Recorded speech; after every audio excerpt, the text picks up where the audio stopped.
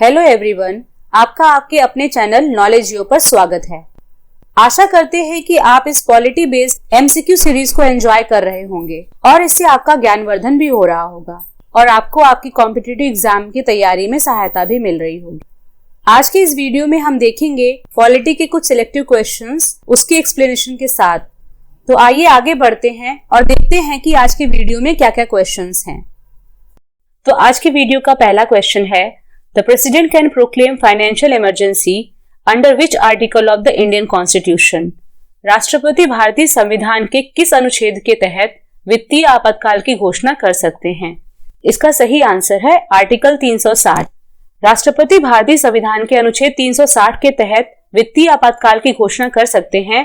भारतीय संविधान का अनुच्छेद 360 राष्ट्रपति को वित्तीय आपातकाल लागू करने का अधिकार देता है और इस घोषणा को करने के लिए राष्ट्रपति को कुछ आधार देखने पड़ते हैं और वो आधार हैं, यदि राष्ट्रपति संतुष्ट है कि एक ऐसी स्थिति उत्पन्न हो गई है जिसके कारण भारत या उसके क्षेत्र में किसी भी हिस्से की वित्तीय स्थिरता को खतरा है। तो 1975 में जो 38वां संशोधन अधिनियम आया था उसके अनुसार वित्तीय आपातकाल घोषित करने में राष्ट्रपति की संतुष्टि अंतिम थी और निर्णायक थी और किसी भी आधार पर उसे किसी भी अदालत में संदिग्ध नहीं कर सकते थे।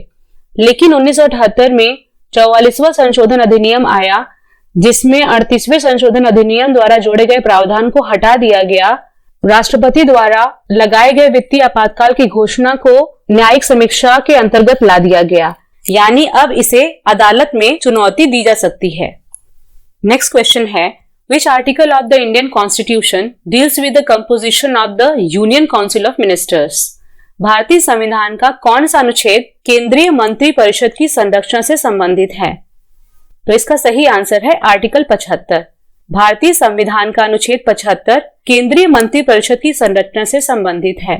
दो अनुच्छेद भारतीय संविधान के अनुच्छेद 74 और अनुच्छेद 75 मंत्री परिषद से संबंधित हैं, जहां अनुच्छेद 74 में ये उल्लेख किया गया है कि परिषद की अध्यक्षता प्रधानमंत्री करेंगे।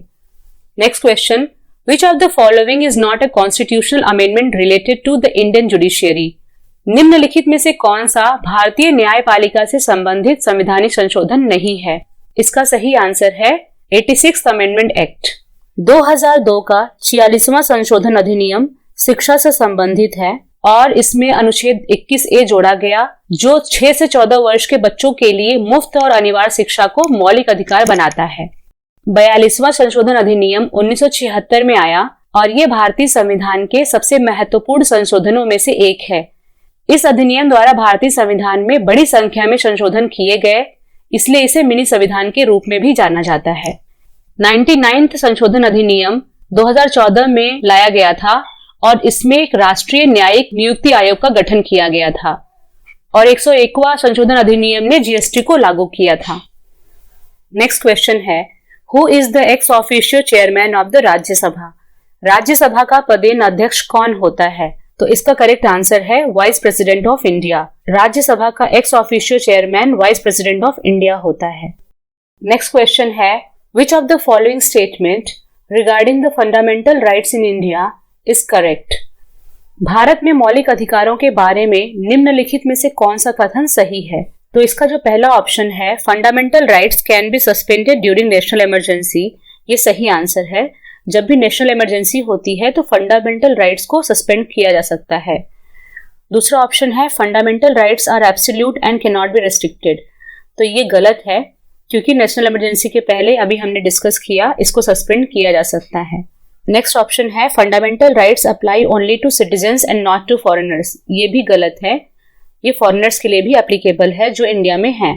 नेक्स्ट ऑप्शन है, fundamental rights are non enforceable, ये भी गलत है क्योंकि फंडामेंटल राइट्स इन्फोर्सिएबल होते हैं और ये हाई कोर्ट में और सुप्रीम कोर्ट में इन्फोर्स किए जा सकते हैं। फंडामेंटल राइट्स के बारे में हम फ्यूचर में एक डिटेल वीडियो लाएंगे और इस पर पूरा डिस्कशन करेंगे, तो आप चैनल पे जरूर बने रहें, चैनल को सब्सक्राइब करें और बेल नोटिफिकेशन जरूर ऑन करें जिससे कि आने वाले वीडियोस की नोटिफिकेशन आपको सबसे पहले मिल सके। तो आगे बढ़ते हैं और देखते हैं कि नेक्स्ट क्वेश्चन क्या है। नेक्स्ट क्वेश्चन है, who is known as the father of Indian local self government? भारतीय स्थानीय स्वशासन का जनक किसे कहा जाता है? तो इसका सही आंसर है लॉर्ड रिपन। लॉर्ड रिपन को father of local Indian self government यानी कि भारतीय स्थानीय स्व सरकार के पिता के रूप में जाना जाता है। ऐसा इसलिए क्योंकि लॉर्ड रिपन ने ही स्थानीय स्वशासन का गठन किया था और उसकी बुनियादी नींव रखी थी। नेक्स्ट क्वेश्चन है, who is the final interpreter of the constitution of India? Bharat के संविधान का अंतिम व्याख्याकार कौन है? तो इसका सही आंसर है सुप्रीम कोर्ट ऑफ इंडिया। भारतीय संविधान में सुप्रीम कोर्ट फाइनल इंटरप्रेटर है, यानी कि जो भी सुप्रीम कोर्ट का डिसीजन होगा वो ही फाइनल होगा। भारत के संविधान के तहत सर्वोच्च न्यायालय को न्यायिक समीक्षा का दायरा प्रदान किया गया है। न्यायिक समीक्षा सर्वोच्च न्यायालय को मौलिक अधिकारों की रक्षा करने का और संवैधानिक प्रावधानों का उल्लंघन करने वाले कानूनों को रद्द करने की अनुमति देती है। अनुच्छेद 13, 32, 131, 136, 143, 226 और 246 के तहत सुप्रीम कोर्ट किसी भी कानून की समीक्षा कर सकता है। नेक्स्ट क्वेश्चन है, the preamble of the Indian constitution reflects the ideals of? भारतीय संविधान की प्रस्तावना निम्नलिखित में से किन आदर्शों को दर्शाती है? इंडियन कॉन्स्टिट्यूशन का प्रीएम्बल डेमोक्रेसी, रिपब्लिक, सोवरेनिटी और जस्टिस को दर्शाती है।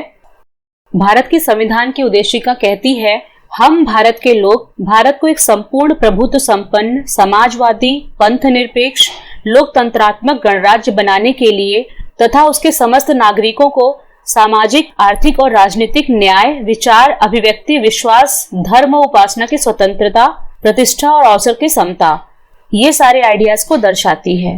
भारतीय संविधान की उद्देशिका यानी प्रीएम्बल भारतीय संविधान के उद्देश्यों को प्रकट करती है और ये ऑस्ट्रेलिया के संविधान से प्रभावित मानी जाती है।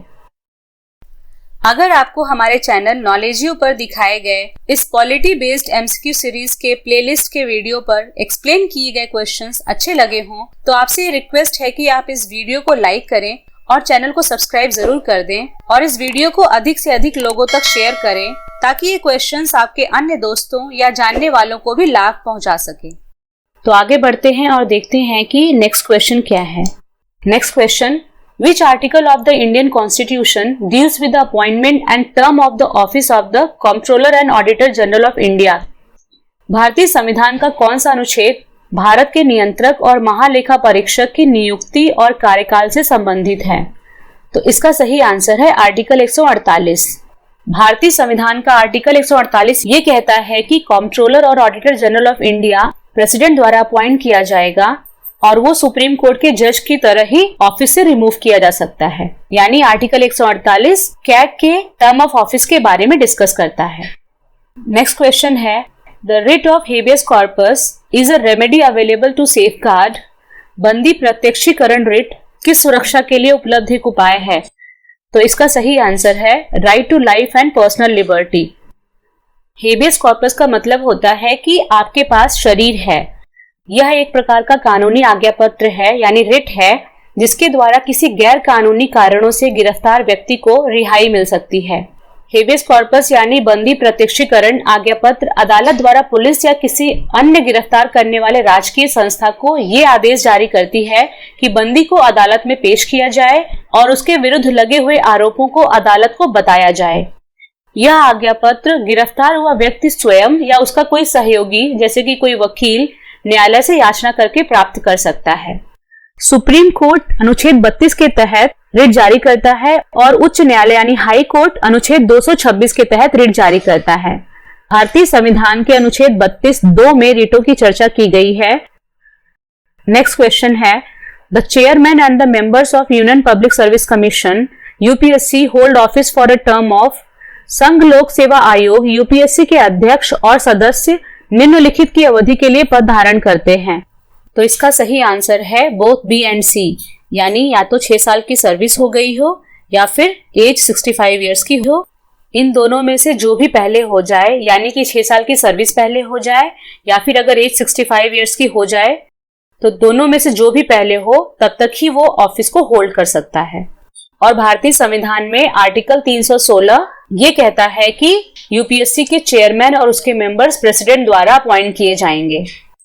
नेक्स्ट क्वेश्चन है, which schedule of the Indian constitution contains provisions regarding the administration of tribal areas in the states of Assam, Meghalaya, Tripura and Mizoram?